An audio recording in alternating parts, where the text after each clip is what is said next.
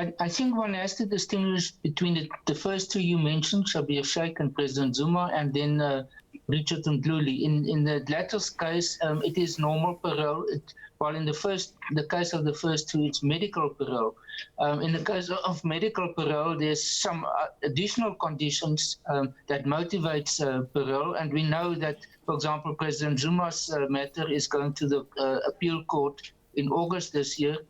It has already been set aside by the by the High Court, and therefore it is indeed controversial. In the case of Richard Mdluli, it's following more the normal procedure. So I think it's less of political factors that played a role in this, and to a large extent the fact that it is a relatively short sentence, and it has been decided upon by the parole board, and in this case not changed by the commissioner or the director general of correctional services. So I think it's less controversial.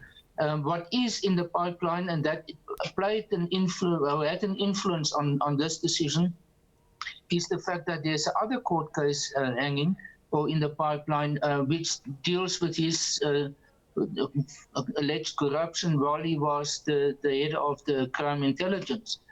So that is something which I think will receive a lot of attention later on when it is taken to court. You're suggesting that Mdluli's release on parole is less controversial. I want us to talk a little bit more about the factors that correctional services authorities consider when granting an inmate parole. What is the mechanism used to gauge the level of rehabilitation an inmate supposedly has been through for the authorities to grant them parole? Yes, there's quite an elaborate system within the system of correctional services. The parole board receive a lot of, quite a number of reports and recommendations about the conduct of the person involved, about whether this person has gone through a process of remedial action, if one can call it that, if the behavior of the person, the conduct of the person, whether it was problematic or whether the person was behaving very well while incarcerated. And then at the same time, there's a duration, a time factor. And in his case, he is still, he's still sort of treated by the so-called old system, and that is that parole is possible after serving a third of a person's sentence, and that is what was therefore applicable to him. Would you say then it is a loophole in the country's justice system if incorrect parole decisions are made? Say, for instance, if an inmate is released as a result of overcrowding in prisons?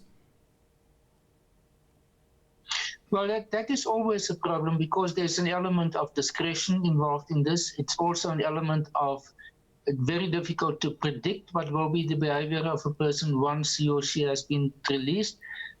But what we must also remember, parole does not mean the person is completely free. There's parole conditions. We've seen it, for example, now in the case of President Zuma, where he did not attend the last media conference because of the way in which they interpret these parole conditions. They must report regularly also to parole officers. So strictly speaking, their sentence is still continuing until the day that the period of the sentence has expired. So, for example, if they misbehave or if they become involved in another form of crime or other forms of misbehavior, then these parole conditions can be set aside. So, therefore, it is not as if this person is now completely free and can do whatever he likes to do.